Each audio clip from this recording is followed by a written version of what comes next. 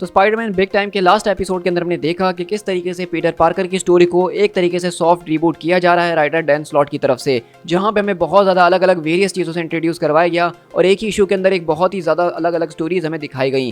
तो इसी तरह हम देखेंगे कि किस तरीके से हमारा जो लास्ट एपिसोड था जिसमें हमने हॉबगॉब्लिन को देखा था कि वो अब किंगपिन के लिए काम करेगा और होराइजन लैब से उस पूरे के पूरे एलिमेंट को चुरा के लेकर आएगा। तो अब हम उसी को यहाँ पे कंटिन्यू करेंगे और जानेंगे कि हॉबगॉब्लिन कौन है और कितना ज़्यादा खतरनाक है। तो अब आगे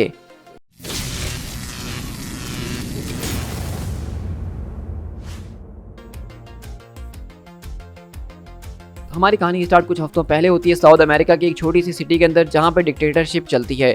लेकिन हम यहाँ पे किसी और के पास नहीं बल्कि अपने मिस्टर किंग्सली यानी कि हॉबगॉब्लिन के पास शिफ्ट होते हैं, जो कि बहुत ही ज़्यादा शानदार तरीके से अपनी गनों को लेके, अपने बॉम्ब को लेके इस पूरी की पूरी मिलिट्री को, आर्मी को डिस्ट्रॉय कर रहा होता है।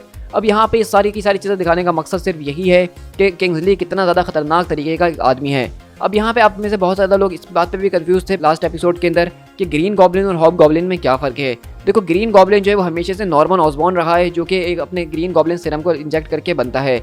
लेकिन कॉमिक्स में जब वो मर जाता है तो उसकी जगह लेने के लिए राइटर्स एक गॉब्लिन कैरेक्टर लेकर आते हैं, क्योंकि उस टाइम ग्रीन गॉब्लिन बहुत ज़्यादा पॉपुलर हो चुका था।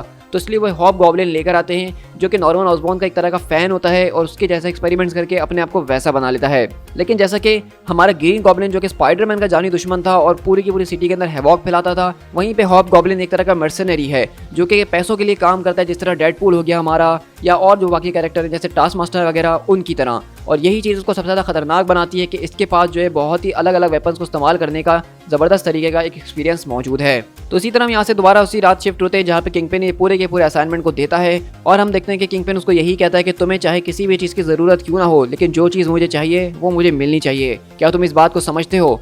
तो किंग्सली बोलता है कि श्योर, आप जैसा कहें, जब तक आप मेरी मुंह मांगी कीमत देते रहेंगे तो मैं सिर्फ आपका हॉबगॉब्लिन होने वाला हूँ। तो किंगपिन बोलता है कि मोंटाना, इसको पूरी की पूरी फाइल दे दो। और मोंटाना उसको फाइल देते हुए कहता है कि तुम्हें अपने पहले मिशन के लिए जिस चीज़ को, जिस जानकारी की ज़रूरत है वो सब इस फाइल के अंदर मौजूद है। इस बात को याद रखना कि ये तुम्हारा पहला मिशन एक तरह का टेस्ट होने वाला है। अगर तुम इसमें सही तरीके से हमारे काम आते हो तो शायद आगे के मिशन में भी हम तुम्हें ही कॉल करेंगे। और तुम्हें अगर किसी भी चीज़ की ज़रूरत हो तो हमें फ़ौरन से बता देना, हम तुम्हारी हर तरह से मदद करने के लिए तैयार हैं। तो हॉबगॉब्लिन कहता है कि इसकी ज़रूरत नहीं पड़ेगी क्योंकि मेरे पास ऑलरेडी एक जगह मौजूद है, मेरा वन स्टॉप शॉपिंग। और अगले पल हम देखते हैं कि हॉबगॉब्लिन यहाँ कहीं और नहीं बल्कि ग्रीन गॉब्लिन और हॉबगॉब्लिन की जो लेयर है जहाँ पे वो अपने सारे के सारे गैजेट्स वगैरह को छुपा के रखते हैं इस दुनिया से, वो वहाँ पे आता है। और वो कहता है कि लगता है कि मेरे पीछे नॉर्मन ऑसबॉर्न ने इस पूरी की पूरी लैब के अंदर शानदार तरीके के काम किए हुए हैं। और वो यहाँ पे अलग अलग वेपन्स वगैरह को टेस्ट कर रहा होता है, जो कि वो अपने इस मिशन के ऊपर लेके जाएगा। और वो सारी की सारी चीज़ों को देख रहा होता है कि किस तरीके से यहाँ पे एड्रियन टूम्स यानी एक वुल्चर जैसा पूरा का पूरा जो है जेट पैक भी मौजूद है। यहाँ पे ज़बरदस्त तरीके की दीवार पे चढ़ने वाले जूते मौजूद हैं। लेकिन जब वो यहाँ पे सारी की सारी चीज़ें देख रहा होता है तो उसको यहाँ पे एक कॉफ़ी का कप नज़र आता है जो कि इस वक्त गर्म होता है। और वो समझ जाता है कि इस लैब के अंदर कोई मौजूद है। और वो कहता है, ऑसबॉर्न? नहीं, ऑसबॉर्न होता तो वो मुझसे सामने से मुकाबला करता। तुम जो कोई भी हो मेरे सामने आओ ज़रा।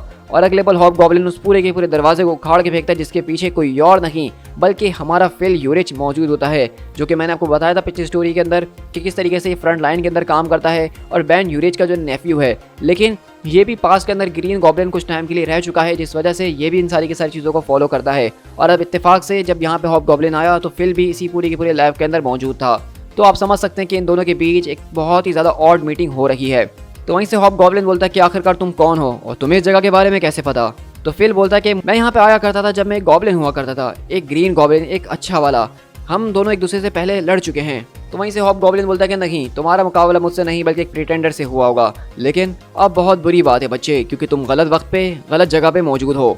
और इस वक्त वैसे भी मैं एक बहुत ही ज़्यादा इंपॉर्टेंट मिशन के ऊपर मौजूद हूँ और इस बारे में किसी को नहीं पता कि मैं अपने वेपन्स को यहाँ छुपा के रखता हूँ, जिसका मतलब कि अब तुम्हें पता चल चुका है। इसका मतलब ये है कि मैं एक सेकंड रेट वानाबी गॉब्लिन को जो हूँ चीज़ों को कॉम्प्लिकेट करने नहीं दे सकता हूँ। लेकिन वहीं से फिल बोलता है कि ज़रा एक मिनट रुक जाओ, तो मुझे जान से मारना चाहते हो सिर्फ इसीलिए क्योंकि मैं एक वानाबी गॉब्लिन हूँ? मतलब तुम ये कहना चाहते हो कि मेरी पूरी की पूरी ज़िंदगी एक मजाक है और इसलिए तुम मुझे जान से मार रहे हो? तुम्हें पता है कि सच में क्या चीज़ फ़नी है, जिस चीज़ के ऊपर हंसी आती है, और वो इतनी ज़्यादा फ़नी है कि तुम चीख चीख के हंसोगे। और अगली बार हम देखते हैं कि फिल यहाँ पे जो है अजीब व गरीब तरीके से हंसना शुरू करता है। और फिल के पास ये पावर है बेसिकली कि जब वो इस तरह से हंसता है तो एक तरह की ऐसी फ्रीक्वेंसी प्रोड्यूस करता है जो कि आसपास के सारे लोगों का दिमाग खराब कर देती है। और ये देख के वो और तेजी से हंस रहा होता है और हॉबगॉब्लिन लिटरली अपने घुटनों पे आ चुका है, उसकी नाक और उसकी आंखों से खून आ रहा होता है। और वो बोलता है कि ये है मेरी sonic scream, the goblin laugh. Out of all the goblins सिर्फ यही एक चीज़ है जो कि मैं सिर्फ कर सकता हूँ, तुम में से कोई गॉब्लिन ये नहीं कर सकता है। और तुम्हें पता है कि और क्या चीज़ है जो मुझे स्पेशल बनाती है, कि मैं वो गॉब्लिन हूँ जो कि जिंदा है। और अगले पल हम देखते हैं कि लिटरली यहाँ पे फिल यूरिक जो है, जो कि एक आम सा दिखने वाला आदमी था, उसने मिस्टर किंग्सली यानी कि हॉब गॉब्लिन को उसी की तलवार से जान से मार डाला। और क्या था कि अब बताओ कि कौन बच्चा है, अब बताओ कि कौन गलत जगह और कौन गलत वक्त पे मौजूद है। क्योंकि सच कहूँ तो तुम उन गॉब्लिन्स में से बिल्कुल भी नहीं जो कि वापसी लौट कर आने वाले हैं। ऑल राइट, मैं अब तुम्हारी मुंडी को एक पेपर वेट की तरह इस्तेमाल करूँगा। तो अब यहाँ से आपको अंदाज़ा हो रहा होगा कि हमने शुरू में देखा कि किंग्सली कितना ज़्यादा खतरनाक किस्म का एक हॉब गॉब्लिन था, लेकिन ये फिल जो है वो तो उसका भी बाप निकला। लेकिन इसी के बाद हमारी कहानी सिटी हॉल के अंदर शिफ्ट होती है, जहाँ हम देखते हैं कि जे जोना जेमिसन यानी कि यहाँ का जो मेयर है वो आज बेसिकली स्टीव रॉजर्स से मिल रहा है और बताता है कि किस तरीके से उन्होंने और उनके एवेंजर्स ने मिलकर जिस तरीके से न्यूयॉर्क सिटी को बचाया उन सारे के सारे ऑक्टोपस के रोबोट से। तो उसके लिए वो बेसिकली जो है स्टीव रॉजर्स को चाबी देना चाहते हैं, यानी कि की ऑफ द सिटी, जो कि एक ऑनरेबल इंसान को दी जाती है। लेकिन यहाँ पे स्टीव रॉजर्स बोलते हैं कि एक्चुअली और ऑनर, मैं यहाँ पे आके बहुत ज़्यादा खुश तो हूँ, लेकिन लास्ट वीक जो इवेंट्स हुए हैं डॉक्टर ऑक्टोपस का अटैक पूरे के पूरे मैनहट्टन के ऊपर, मैं आपको ये बताता चलूँ कि इसको रोकने वाले फैंटास्टिक फोर या एवेंजर्स नहीं थे जिन्होंने इस दिन को बचाया हो, बल्कि सारा का सारा काम स्पाइडरमैन ने ही किया था।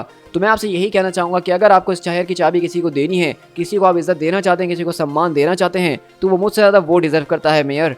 लेकिन हम जानते हैं कि जे जोना जेमिसन और स्पाइडरमैन, उनका तो 36 का आंकड़ा चलता है। और ये सुन के मेयर बोलते हैं अगर तुम चाहते हो कि ऐसा हो तो वो मेरे मरने के बाद ही हो सकता है। इसके अलावा वैसे भी हमने इस पूरी की पूरी सेरेमनी को प्लान करके रखा हुआ था, और अगर आपको ये अभी नहीं चाहिए तो मैं अपने बेटे जॉन जेमिसन जूनियर को ये ज़रूर दे दूंगा, क्योंकि वो एक हीरोइक एस्ट्रोनॉट है और उसने ज़बरदस्त तरीके के कारनामे करे हैं और इस शहर का नाम रोशन किया है। लेकिन इतनी देर में हम देखते हैं कि उनका बेटा यहाँ पे आता है, जे जोना जेमिसन जूनियर, और वो भी ज़रा देखते हैं कि यही बात कहता है कि किस तरीके से उसने इनकी बातों को सुन लिया है। और स्टीव रॉजर्स बिल्कुल ठीक कह रहे हैं कि स्पाइडरमैन ने हमारी सिटी के लिए इतना ज़्यादा किया है जितना हम सोच भी नहीं सकते हैं, और ये चाबी देना तो एक बहुत छोटी सी बात है, और मेरे ख्याल से आपको ये स्पाइडरमैन को ही देनी चाहिए। तो ये देख के हम देखते हैं कि जे जोना जेमिसन का थोड़ा सा मुंह तो ज़रूर बन जाता है। लेकिन इसी तरह हम दोबारा से राफ्ट के अंदर शिफ्ट होते हैं, जहां हम देखते हैं कि मैक गार्गन के ऊपर वो ज़बरदस्त तरीके के एक्सपेरिमेंट्स करके वेनम सिम्बियोट को अलग कर रहे हैं। लेकिन डॉक्टर्स बताते हैं कि किस तरीके से पेशेंट की हालत काफ़ी ज़्यादा खतरनाक हो चुकी है, उसके सारे के सारे ऑर्गन्स जो है वो फेल हो रहे हैं बिना सिम्बियोट के, और ऐसा लग रहा है कि वो जिंदा नहीं रह पाएगा।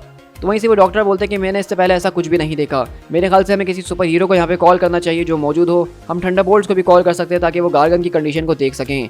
और हम देखते हैं कि यहाँ कोई और नहीं बल्कि मार्च 5 जो कि थंडरबोल्ट्स की टीम के अंदर मौजूद है, वो यहाँ पे आता है इस पूरी की पूरी कंडीशन को चेक करने के लिए। और डॉक्टर बताते हैं कि जब से हमने उस पूरे के पूरे एलियन सिम्बियोट को इससे अलग करा है, ये बिल्कुल ऐसा ही हो चुका है। उस चीज़ ने इसको किसी न किसी तरीके से वेनम के अंदर ट्रांसफॉर्म कर दिया है, और अब जब हमने उसके सिस्टम से उसको रिमूव करा तो ऐसा लग रहा है कि उसकी बॉडी उसके बगैर अब जी नहीं पाती है, वो उसकी आदी हो चुकी है। लेकिन आपने बताया था कि आप इस आदमी को पहले जानते हैं और आपके बीच कुछ हिस्ट्री रह चुकी है, आप दोनों एक साथ काम कर चुके हैं। तो मार्च 5 बताता कि जब मैं पहले मार्च 5 नहीं बल्कि बीटल के नाम से जाना जाता था तो हम लोग विलन्स हुआ करते थे, और मैक जो है वो स्कॉर्पियन के नाम से जाना जाता था। हम दोनों जो थे मेंबर्स थे मास्टर्स ऑफ ईवल के। लेकिन जहां मेरा सूट सिर्फ मुझे जो है पावर्स देने के लिए दिया गया था और मेरी सारी की सारी स्ट्रेंथ को बढ़ाने के लिए दिया गया था, वहीं पे मैक गार्गन का जो पूरा का पूरा स्कॉर्पियन सूट था वो उसकी बॉडी का पार्ट बना दिया गया था, उसको उसकी बॉडी के साथ जोड़ दिया गया था। एक तरह से वो उसके लिए पावर नहीं बल्कि एक कर्स था। जब हमने उसका सूट उसकी बॉडी से अलग करा तो उसकी जगह उस सिम्बियोट ने ले ली, और शायद वही सिम्बियोट उसको अब तक जिंदा रखी हुई थी। लेकिन लग रहा है कि अब इन दोनों चीज़ों के बगैर अब वो मर रहा है। हमें इस वक्त तुरंत एक स्पेशलिस्ट को बुलाने की ज़रूरत है, कोई ऐसा शख्स जो कि हाई टेक को जानता हो, उसको फिक्स करने के बारे में भी कुछ बता सके।